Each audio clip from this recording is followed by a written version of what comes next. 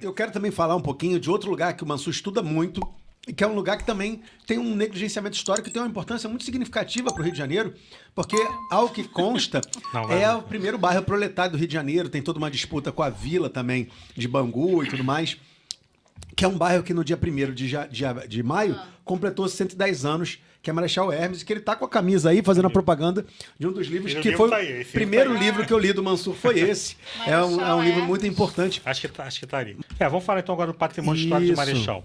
Que eu, quando morei lá, não tinha consciência disso, só depois que eu tive. Marechal, assim, é um bairro planejado para trabalhadores, é Vila Proletária de Marechal Hermes. O Marechal Hermes da Fonseca, embora o governo dele tenha sido um governo muito polêmico, teve a revolta da Chibata, teve a Guerra do Contestado, ele botou muitos interventores nas províncias. Ele teve uma ideia muito boa. Ele viajou para a Europa e ele viu projetos habitacionais para trabalhadores. E isso não era pensado no Brasil. No Brasil, os políticos liberais da Primeira República falaram: o governo tem que se meter com isso, não, o trabalhador que se vire para comprar a casa dele. E aí ele já tinha feito um projeto na Vila Militar. A Vila Militar foi toda uma reorganização do sistema militar. E onde era fazenda Sapopemba, ele fez lá a Vila Militar, que é muito parecida com o Marechal. Foi um tenente, Palmiro Serra Pultieri. E em Marechal, ele já era presidente, falou: vamos fazer aqui também um projeto para trabalhadores, para a Vila Proletária. E aí ele se juntou com alguns sindicatos, e aí resolveram fazer ruas largas, arborizadas, com casas confortáveis, com uma estrutura de serviços públicos boas e equipamentos culturais.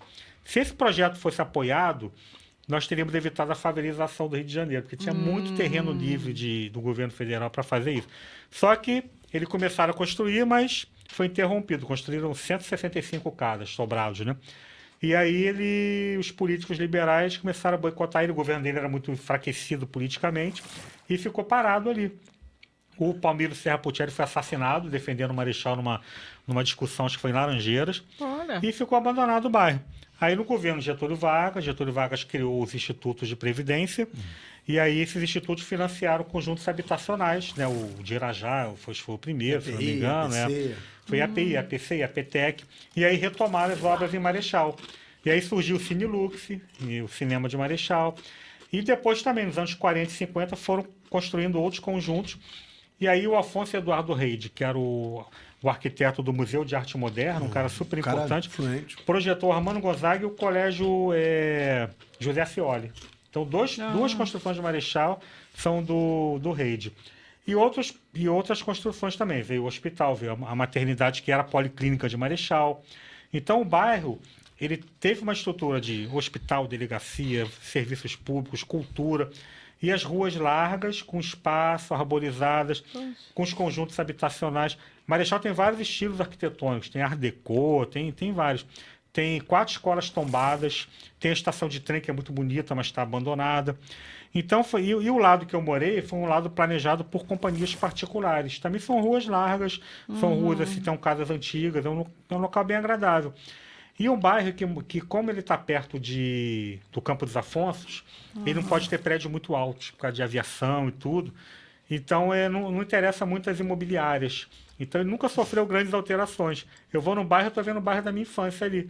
Só a minha rua agora que foi asfaltada, mas antes era paralelepípedo. Mas se você for andar pelo bairro, você não vê muitas transformações. É um bairro que meio que assim, manteve a sua legal, né? estrutura. Gostosinho. Tem uma PAC lá, que é uma área de proteção do ambiente cultural. Então, mas o morador de Marechal mesmo, a maioria não conhece muita história do bairro, como eu também não conhecia. Então, hoje tem roteiros históricos sendo feitos lá, eu participo, mas a Escola Visconde de Mauá foi uma das principais escolas técnicas do Brasil e é desde o início do bairro. Ela foi usada para produzir os equipamentos lá, as peças da construção das casas. E os sobrados estão muito espaçosos, pé direito alto, são lugares bem confortáveis para morar uma família grande. Que legal. Então, foi um projeto pensado para o bem-estar. É claro que tinha um componente político ali, você queria combater o anarquismo, o comunismo, então vamos fazer algo para os trabalhadores e vamos nos juntar com os sindicatos que estão com a gente. Mas era uma coisa que, se fosse feita mesmo, em larga escala, você evitaria muito problema de habitação no Brasil, habitação social, né? Você vê prédios caindo em Pernambuco agora, vários prédios condenados. Né? Você não vê um sobrado de Marechal cair. Para fazer furar a parede de uma casa de Marechal é complicado, porque aquilo ali é sólido pra caramba. Foi uma obra feita realmente. E aí, gostou desse corte? Que tal assistir o episódio inteiro? Continue conosco, assista outros episódios e acompanhe nossas redes. Papo de Subúrbio, espalha pra geral!